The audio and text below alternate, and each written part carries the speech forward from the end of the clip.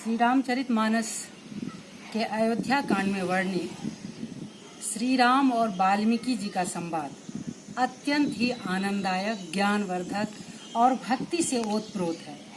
यह प्रसंग मेरे लिए सर्वाधिक प्रिय प्रसंग है, इसलिए मैं आज इस की चर्चा आप लोगों के समक्ष करूंगी। जब राम, सीता और लक्ष्मण सहित वन को गए तो सबसे पहले उनकी मुलाकात निषाद राजगुह से होती है। फिर केवट से मिलते हैं और गंगा पार करके प्रयागराज जाते हैं। प्रयागराज में उनकी भेंट भरद्वाज ऋषि से होती है और वहाँ से यमुना पार करके श्री राम वाल्मीकि जी के आश्रम में पधारते हैं।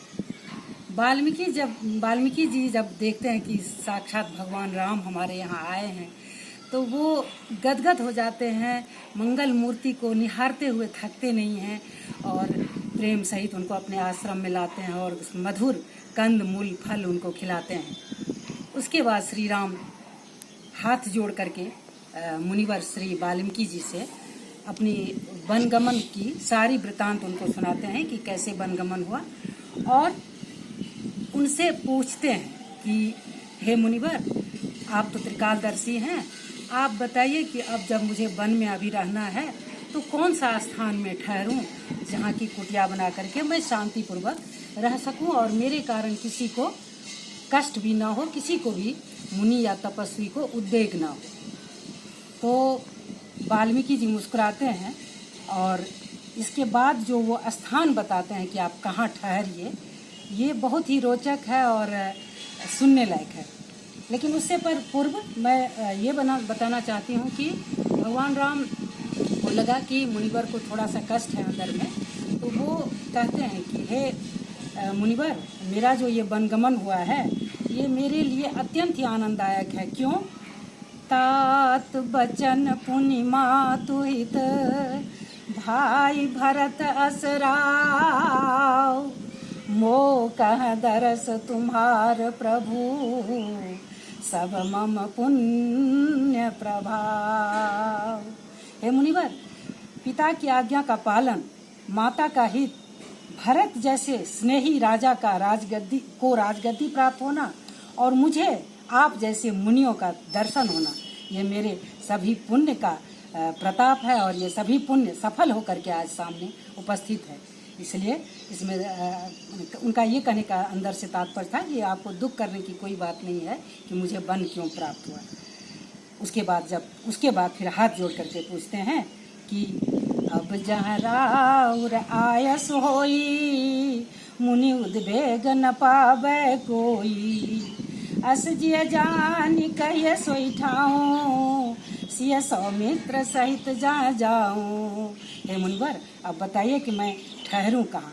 तो देखिए वाल्मीकि जी क्या कहते हैं, मुस्कुरा करके कहते हैं, पूछऊं मोहि कि कहूँ कहाँ, मैं पूछत सकुचाऊं,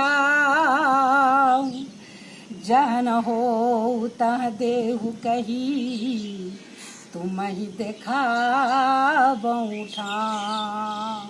हे राम, आप मुझसे पूछ रहे हैं कि मैं कहाँ ठहरूं। पहले मैं आपसे सकुचाते हुए यह पूछता हूँ कि आप पहले यह तो बताइए कि आप कहाँ नहीं हैं। जहाँ आप नहीं रहेंगे वहीं ना मैं बताऊँगा कि आप वहाँ ठहरिए, आप तो सर्वत्र व्याप्त हैं। फिर उसके बाद कहते हैं ठीक है, जब आप पूछे ही हैं तो मैं आपको बताता हूँ कि आप कहाँ ठहरिए। जिनके श्रवण समुद्र समाना, कथा तुम्हारी सुभग सरि नाना, भरहि निरंतर होहि न पूरे, तिनके ही तुम कहो गृह रूरे। मुनिवर कहते हैं वाल्मीकि जी कि जिनका कान समुद्र के समान है, समुद्र जैसे विभिन्न नदियाँ उनमें आती रहती है, गिरती रहती है, किंतु फिर भी समुद्र तृप्त नहीं होता है, भरता नहीं है, ऐसे ही जो व्यक्ति आपके कथा रूपी नदियों से जिसका कान नहीं भरता है, आप उस व्यक्ति के हृदय में निवास कीजिए।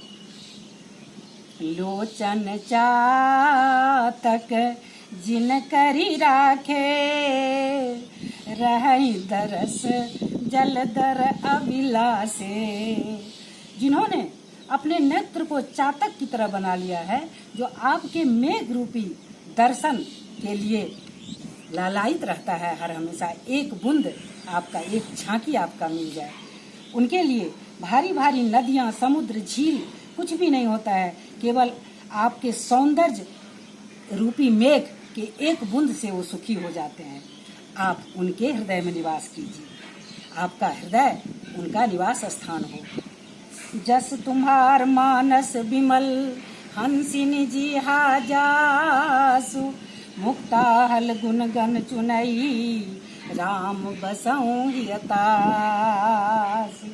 आपके यश रूपी निर्मल मानसरोवर में जिनकी जीभ हंसिनी बनी हुई है और जो आपके गुण समूह रूपी मोतियों को चुनने में लगी रहती है, आप उसके हृदय में निवास कीजिए। प्रभु प्रसाद। ये प्रसंग कुछ लंबा है, इसीलिए मैं यहीं पर छोड़ती हूँ और इसको पार्ट पार्ट में कहूँगी। 14 स्थान वाल्मीकि जी के द्वारा बताया गया है, अत्यंत ही मनोहर और आनंददायक है। जय श्री राम, जय श्री राम।